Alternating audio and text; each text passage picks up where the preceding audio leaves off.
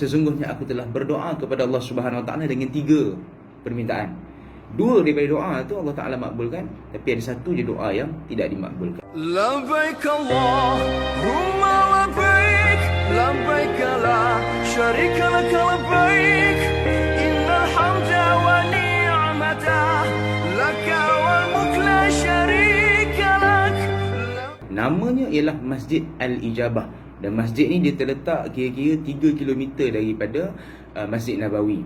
Biasanya kalau kerangka ziarah kita ke sana, kita tak berhenti kat Masjid Ijabah ni. Kita cuma lalu sahaja. Lalu lepas tu tak lama lepas tu kita akan sampai ke Masjid Quba. Okey. Tapi Masjid Al-Ijabah ni dia ada dia punya sejarah dia. Dia kecil je. Masjid tu memang kita hampir-hampir antara perasan dengan tak perasan. Jadi cerita Masjid Al-Ijabah yang kita nak cerita pada hari ini ialah berkaitan tentang 3 doa. Berlakunya peristiwa dekat Masjid Ijabah tu, Masjid Al-Ijabah. Ijabah tu maknanya dijawabnya doa Nabi SAW oleh Allah Subhanahu Wa Taala. Itu dinamakan Masjid Ijabah tu kerana apa? Di sana berlakunya kemakbulan doa daripada Allah Taala.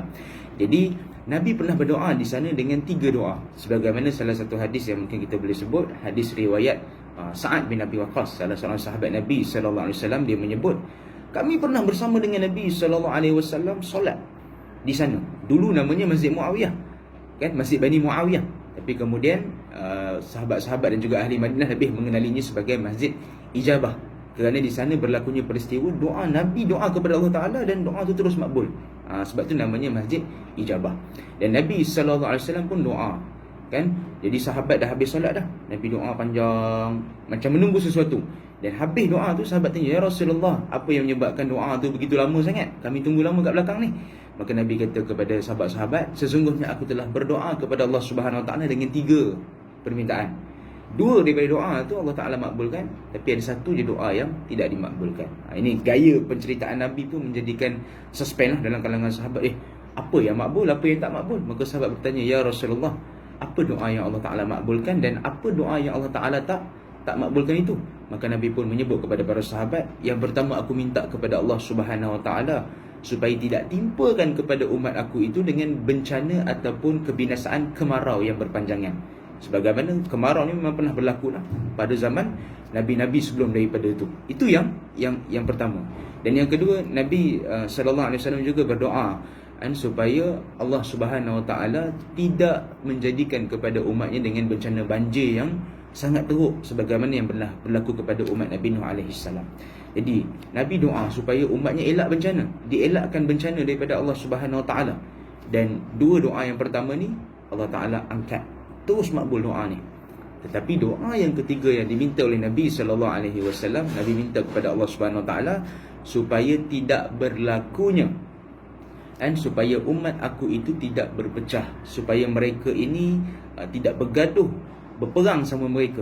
Nabi minta kepada Allah Subhanahu Wa Taala supaya orang Islam ni berdamai, harmoni, tak ada berpecah, tak ada bergaduh sama mereka sampailah bila-bila. Nabi minta kepada Allah Taala. Tapi doa yang ketiga inilah yang belum diterima oleh Allah Subhanahu Wa Taala. Jadi 3 doa ini disebutkan dalam satu hadis, 3 doa tapi disebutkan dalam satu hadis. Maka ulama-ulama memberikan pelbagai pandangan. Antaranya ada yang menyebut bahawasanya doa tu 2 yang dimakbulkan. Yang pertama tu kerana apa? Kerana bencana kemarau, bencana banjir ni adalah benda yang datang daripada Allah Subhanahu Wa Taala, kan? Maka Allah Taala akan menahan dan juga Allah Taala akan menggerakkan sesuatu dengan izinnya. Tapi doa yang ketiga ni supaya orang Islam tak berpecah, tak bergaduh sama mereka ni, yang ni adalah ikhtiari, yang ni adalah datang daripada takdir ataupun usaha manusia tu sendiri. Kalau manusia tu pilih untuk berpecah, dia akan bergaduh. Tapi kalau manusia tu memilih untuk dia bertolak ansur, dia memilih untuk dia tidak bergaduh dan sebagainya, maka keharmonian lah akan dicapai. Jadi yang ketiga ni merujuk kepada takdir ni. Ada takdir yang mana Allah Ta'ala dah tentukan untuk kita yang memang tak boleh ubah, tapi ada juga takdir yang mana kita boleh ubah dengan usaha kita sendiri.